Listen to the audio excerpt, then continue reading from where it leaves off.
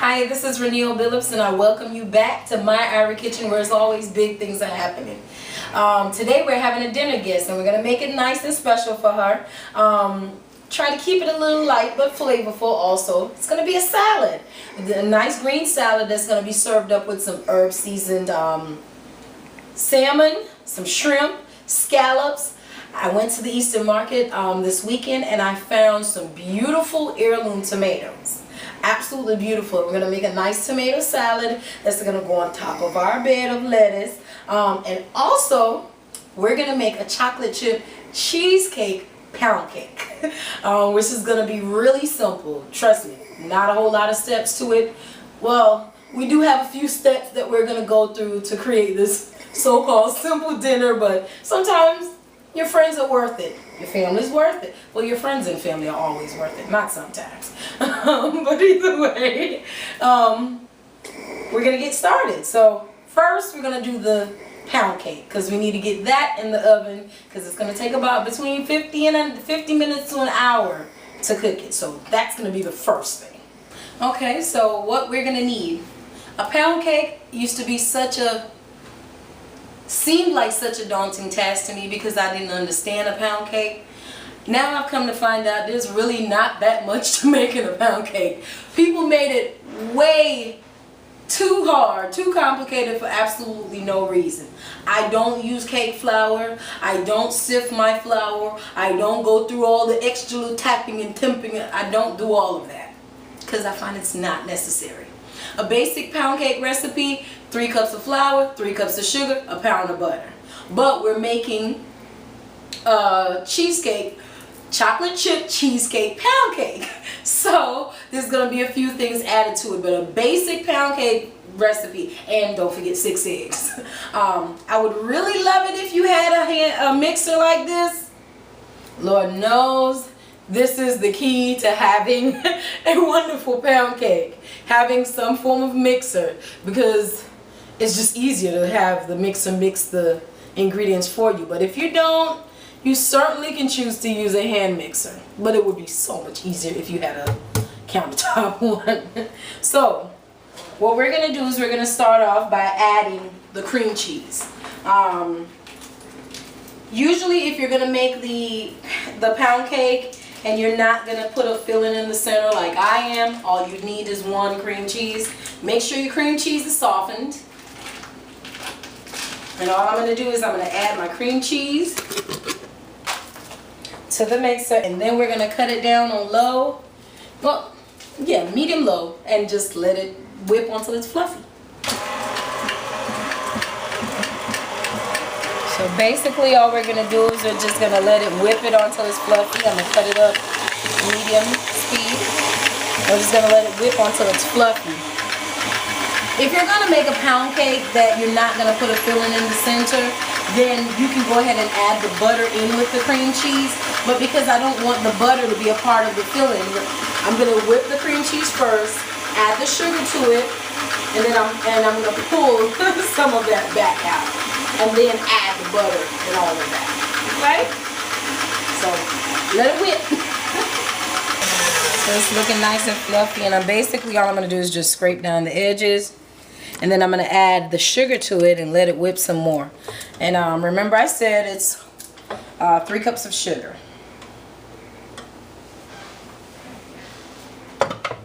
And let it whip some more until it's nice and fluffy.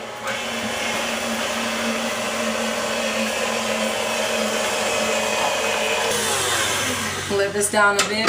Remember to kind of keep the sides scraped down so you make sure that all the sugar and everything is mixed in evenly. Okay, you can it's still a little grainy, but what I'm gonna do is, really you could do this separate if you want to. You could just whip them both separate, but why take the extra step? So what I'm gonna do is I'm gonna take out about a cup of this, set it aside. I'll show you what to do with it later on. This is gonna be for the filling. Ooh.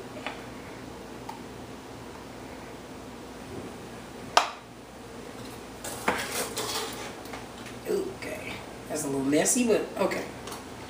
Put that down. Now I'm gonna add the 4 sticks of butter to it. Yes, this is gonna be a very rich and delicious cream cheesy tasting cake. I'm gonna serve it slightly warm so the chocolate will still be nice and melty. Delicious.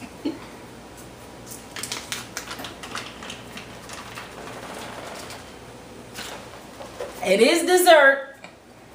I didn't say it was a healthy dessert. I didn't.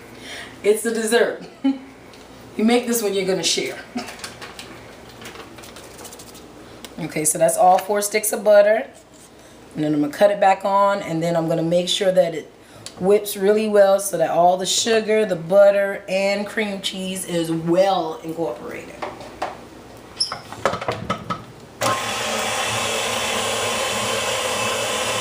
Alright, see how nice and fluffy it looks?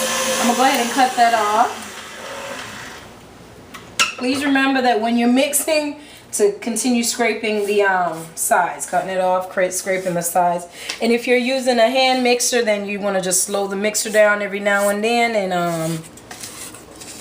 scrape the sides just to make sure everything's together. I'm going to slowly cut it on just to get the excess out of the whip. Now what I'm going to do is I'm going to slowly add the eggs. We're going to add 1 egg. Let it mix a little bit, add another egg, let it mix a little bit until we've added all 6 eggs. So, 1 egg, let it mix a little bit. Let it wait.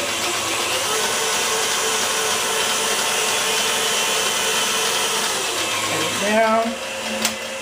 2 eggs. Cut it up.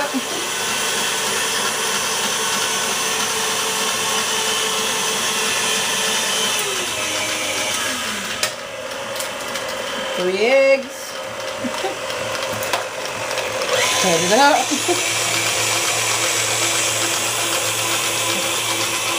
Now we're having big fun. 4 eggs. Cut it up.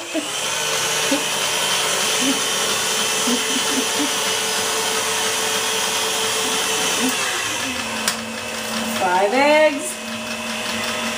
Cut it up.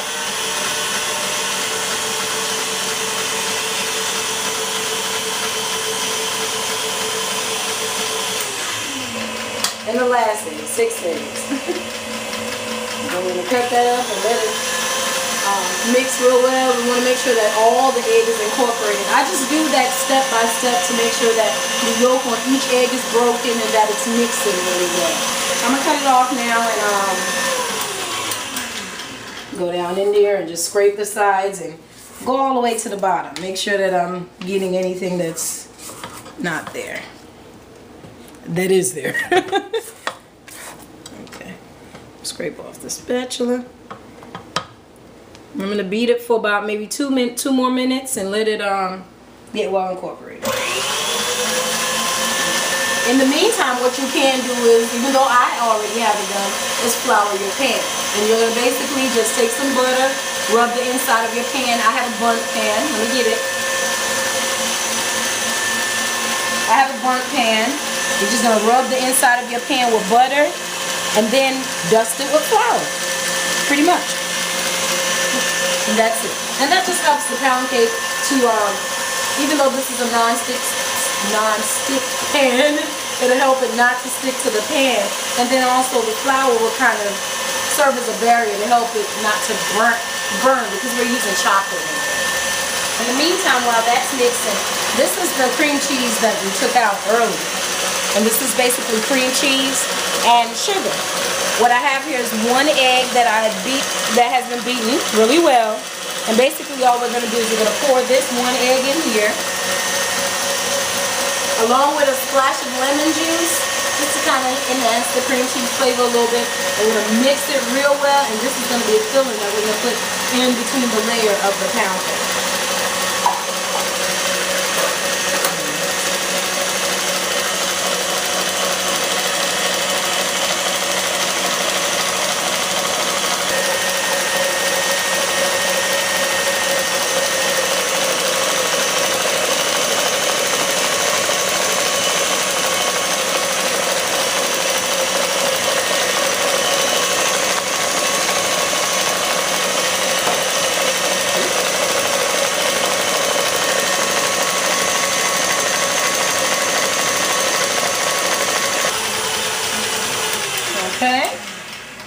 So that's well mixed. Now it's time to add a dash of salt. Just about a tablespoon's worth of salt. A teaspoon worth of salt. Don't add a tablespoon. That might be a little salty. I'm going to add just a splash of lemon juice. Just a splash. No major measurement.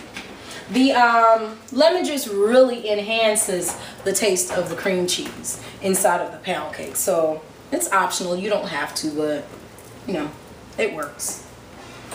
And then I have here 3 cups of flour. So what I'm going to do is I'm going to add a half of the flour, mix it, make sure it's nice and incorporated, and then I'm going to add the other half. And like I said, I use all-purpose flour. I don't sift. Some people will probably tell me I'm doing it wrong, bite my tongue, whatever it may be. They must use cake flour, they must sift. If it works for you, then that's fine. But I've been making these pound cakes in all kinds of shapes, ways, and forms. Strawberry filled, pineapple filled, lemon filled, iced tea, you name it. And I have been using all-purpose flour, and I've never sifted, and it didn't bother the cake. So I'm all for making it as easy as possible. So, and add half of the flour and cut it on slowly. If you're using a countertop, cut it on slowly, because I have had this to happen to me where I cut it on fast and I was wearing flour, my counter was wearing flour and everything else. So I'm going to add the rest of the flour. You don't want to overbeat it. You just want to give it an opportunity for the flour to get wet and incorporated. That's all you're doing. Don't overwork it. Okay, that's the rest of the flour. We're going to give it a nice whip again just to make sure the flour is well incorporated. Then I'll show you what else to do. Remember to cut it on slowly. You don't want to wear flour like I have in the past.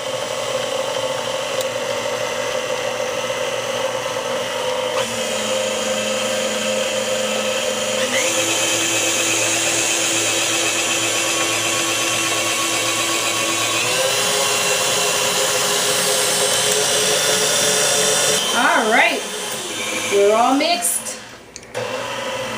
Cut your mixer down on low if you can, and just slowly lower this so to kind of let out some of that batter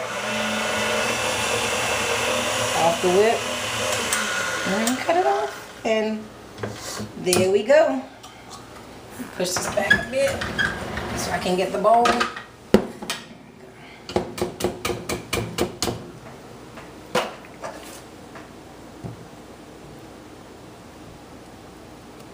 There's no baking powder, there's no baking soda. Okay, I'm just going to use the spatula to make sure that I didn't miss any flour in the process. It's all nice and wet. Okay, so now what I have here is a bag of semi-sweet chocolate chip and a bag of milk chocolate chips. I'm going to dump a half of each into the thing. We'll see. I might do the whole thing. Might make it a little extra chocolatey today. Who knows? I'm going to dump a half of each. I'm going to look at how it looks to me. And then I'll decide whether or not I'm going to add the rest.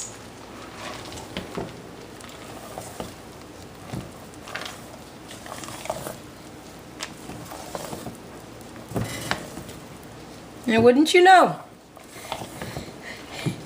I've decided to add the rest.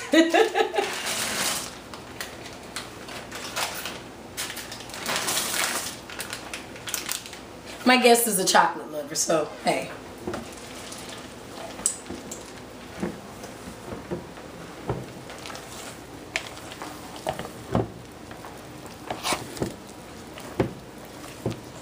Basically what we're going to do is we're going to layer it.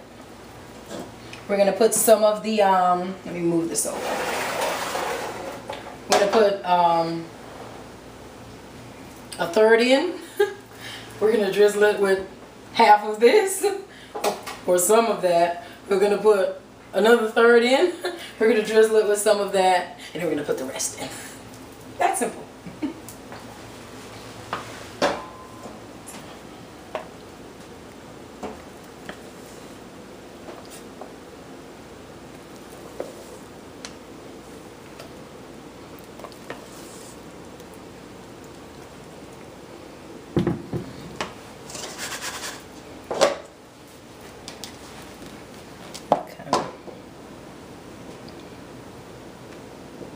don't have to be neat and perfect or anything. You just want it to be in there, that's all.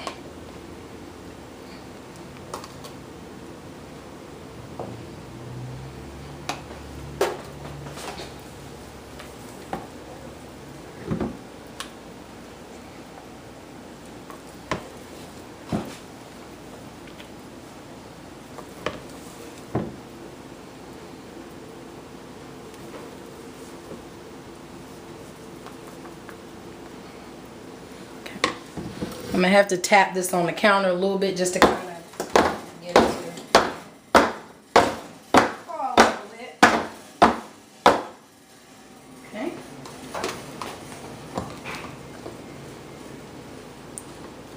Try to rest it across the top of the cake filling.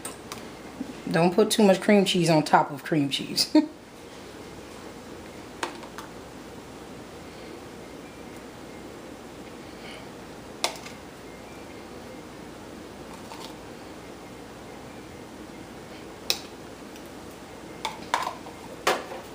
Okay, I'm gonna put the rest in.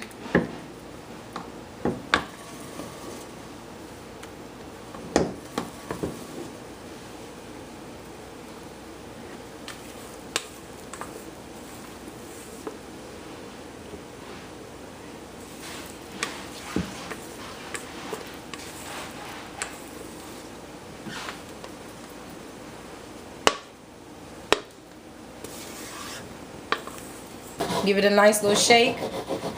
If you're worried, I'm not sure how your oven is. Sometimes it might kind of cook over the bottom, under the bottom, whatever it may be. This is a bundt pan, so if you're worried about your size of your bundt pan, I think mine will be fine, but if you're worried about the size of yours, just put a little bit of foil under the bottom so it doesn't like cook in and you wind up with cake on the bottom of your oven too. So basically, this is going in a 325-degree oven. We're going to check it at 45 minutes. I know it's not going to be done before then. So we're going to check it at 45 minutes and see where it is. And then kind of go from there. If different altitudes, you know, I can't say for where you live. So you might want to adjust, fluctuate between 300 and 325. Don't go any higher than that. Okay? So stick it in the oven. Call it a day. So I'm putting it on the middle rack in the oven. Just kind of let it do its thing. We're going to start working on the rest of the food next. Let me clean up and we'll start there.